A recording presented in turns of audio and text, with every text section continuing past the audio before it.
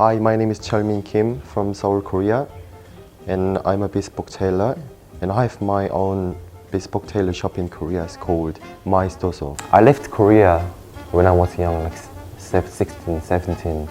I moved to Australia, and I spent my high school years for 3 years, and then after high school I went to UK. University I studied architecture, was also famous for fashion industry like shoe design and also fashion design. And I had a lot of friends who studied in that fashion industry, and I always see them enjoying so much what they do. I used to stay in the school accommodations, and there was a space for the students to come all together as a group and then doing their task assignments together. They always had a beautiful garments on their hands and shoes. You know, the way they discuss about this, that seems to be more fun than what I did for architecture course. I realized I enjoy more working with my hands. Really enjoyed, for example, I really enjoyed making models by hands and drawings and stuff. But I had a lot of difficulties using computer like AutoCAD, SketchUp. I didn't really enjoy myself. I think it's because probably I desired more. No doubt I just flew to Italy straight away. I permanently rejoined my course. No doubt I was like 100% confident this is a thing I really wanted to do.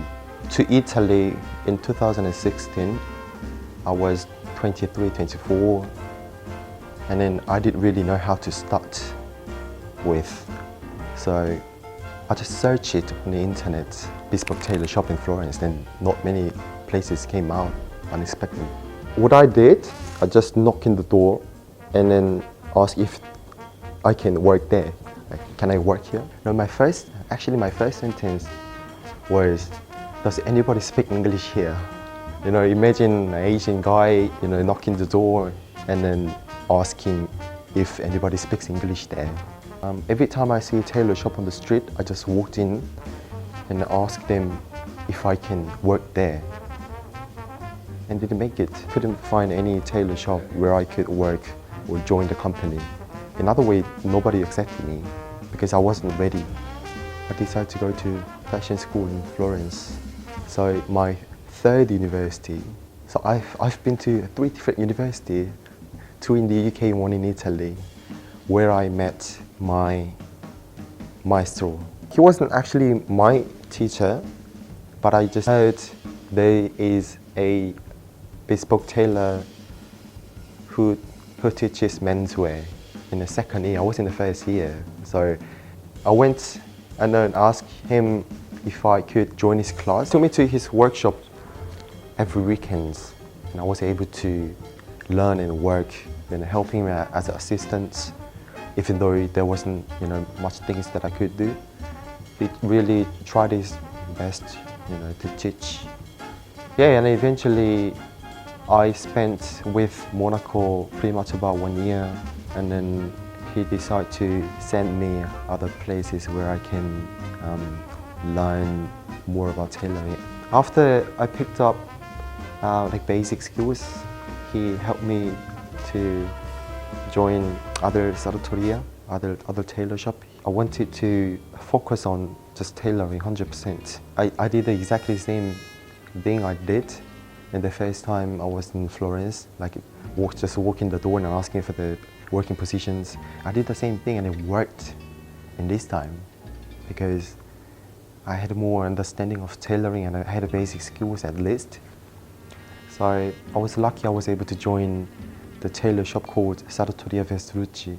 It was a really big challenge for me because I didn't speak Italian and nobody speaks English there.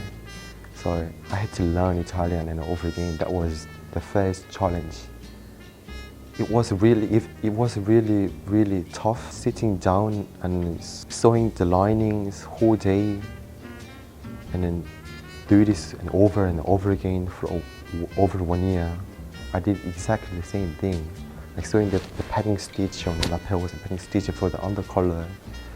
I basically spent stitching for 1 year. I felt like I was dying. super tired, so exhausted after work, but I have to do more at home. I was so passionate about, I wanted to do more and more, sleep less, wake up early in the morning, reach the workshop the earliest. I was always, earliest, in the morning, early morning till late night every day. And after Vestige, I joined other tailors because I wanted to experience more and more. Every tailor has their own styles. They have different ways. I wanted to experience more. I just tried to escape Florence's style because I didn't want one of them. I didn't want to remake or copy Florentine style. I'm not from there. I'm not Italian. I am Korean and I'm in Seoul. And the clients dealing with the majority is Asian.